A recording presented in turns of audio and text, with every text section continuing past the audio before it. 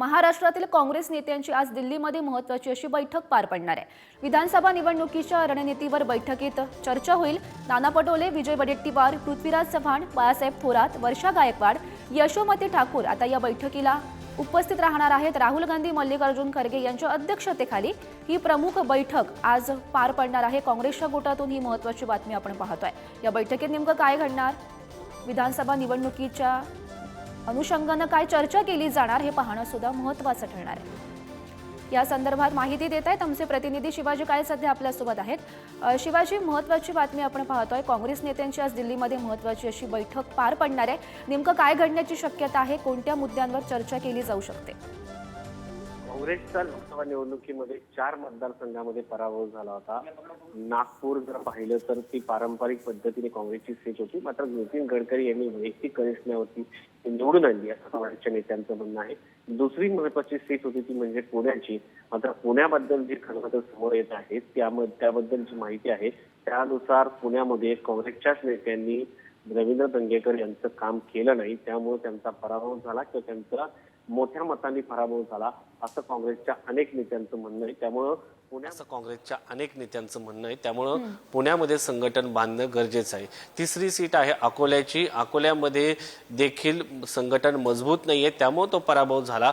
कारण ज्या पद्धतीने त्या ठिकाणी ट्रायंगल निवडणूक होती आणि त्यामुळेच तो पराभव झाला असं देखील म्हणणं आहे। मात्र काँग्रेसचा उमेदवार जे आहेत ते दुसऱ्या क्रमांकावरती होते, याचं विश्लेषण असं केलं जात आहे। चौथी जी सीट होती ती पारंपरिक भाजपचं सीट आहे, त्या ठिकाणी पियुष गोयल जे विजयी ठरलेले आहेत। अशा 4 मतदारसंघामध्ये काँग्रेसचा पराभव झालेला आहे आणि याचं मंथन राजधानी दिल्लीमध्ये होणार आहे। आता पुढचा म्हणून विचार केला तर काँग्रेस नेत्यांमध्ये महाराष्ट्रातील अजूनही एकोपा नाहीये, मात्र ज्या पद्धतीने ही निवडणूक लढली त्यानुसार काँग्रेसमध्ये एकी आहे असं सांगितलं जात आहे। मात्र काँग्रेसच्या अनेक नेत्यांमध्ये अजूनही राजकीय संघर्ष आहे, अंतर्गत राजकीय संघर्ष आहे। नाना पटोले यांना बदला म्हणून देखील काही लोकांचं म्हणणं आहे। मात्र आता ही निवडणूक विधानसभा निवडणूक नाना पटोले यांच्याच नेतृत्वात लढवली जाईल असं समजतंय। दुसरीकडे जर पाहिलं तर विधानसभा निवडणुकीच्या पार्श्वभूमीवरती काँग्रेसचं बळ वाढल्याचं पाहायला मिळतंय। मात्र सध्याची परिस्थिती जर पाहिली तर काँग्रेस जर हवेत गेलं तर काँग्रेसला मोठा फटका बसेल। ज्या पद्धतीने आरोप केला जात आहे मोठ्या प्रमाणात पैशांचा पाऊस या निवडणुकीमध्ये पडला होता, त्यामुळे काँग्रेसला ही निवडणूक लढताना अडचणी येऊ शकतात। ग्राउंड झिरोवरती काँग्रेसचं नेटवर्क वाढवण्यासाठी गेल्या काही वर्षांमध्ये कुठलीही मोहीम हाती घेण्यात आलेली नाही, काँग्रेसच्या कार्यकर्त्याला चार्ज करताना आलेलं नाहीये आणि ही निवडणूक जी होती ती जनतेने हातात घेतलेली निवडणूक होती। काँग्रेसने त्यासाठी विशेष काही केलेले, त्यामुळे काँग्रेसला विधानसभा निवडणूक सोपी नाहीये हे काँग्रेसचे अनेक नेते जाणतात आणि लोकसभा निवडणुकीमध्ये जो पॅटर्न राहिला होता तो विधानसभेलाही राहील असं नाही।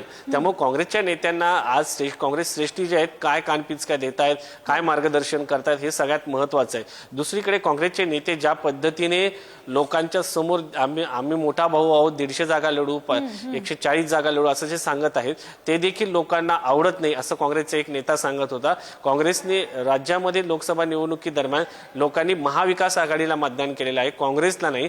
त्यामुळे काँग्रेसने मोठा भावाची भूमिका घेणं आणि मांडणं हे लोकांना रुचणार नाही, त्यामुळे काँग्रेसला सह इतर 3ही पक्षांना फटका बसू शकतो। त्यामुळे माध्यमांमध्ये अशा पद्धतीने जे वक्तव्य येत आहेत ते थांबवा असे निर्देश थेट राजधानी दिल्लीमधून या अगोदर देखील दिले होते आणि आता देखील दिले जाण्याची शक्यता आहे। त्यामुळे शरद पवार आणि उद्धव ठाकरे यांच्याशी जुळून घेण्याचे संकेत आज राजधानी दिल्लीतून दिले जाऊ शकतात। त्याचबरोबर ज्या मतदारसंघामध्ये काँग्रेसची ताकद मजबूत आहे त्या ठिकाणी आत्ताच कामाला लागा विधानसभा निवडणुकीच्या दृष्टिकोनातून आणि मित्रपक्षाशी जोडून घ्या असे देखील आज संदेश दिला जाऊ शकतो। दुसरीकडे काँग्रेसचे जे शीर्षस्थ नेतृत्व आहे ते देखील दिल्लीहून महाराष्ट्राकडे फारशा वेळा येताना पाहायला मिळत नाही। भारत जोडो यात्रा असो, त्यानंतर महाराष्ट्रातील प्रचार वगळता राहुल गांधी कधीही महाराष्ट्राकडे येत नाही।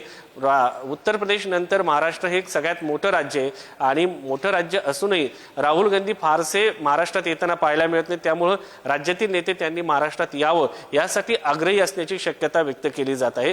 दुसरीकडे जर पाहिलं तर आजच्या बैठकीला नाना पटोले, त्यानंतर जर पाहिलं तर बाळासाहेब थोरात, विजय वडेट्टीवार, त्यानंतर जर पाहिलं तर वर्षा गायकवाड हे देखील संदर्भात या बैठकीमध्ये नेमकी काय चर्चा केली जाते हे पाहणं सुद्धा महत्त्वाचं ठरणार आहे। धन्यवाद शिवाजी दिलेल्या सविस्तर माहितीसाठी।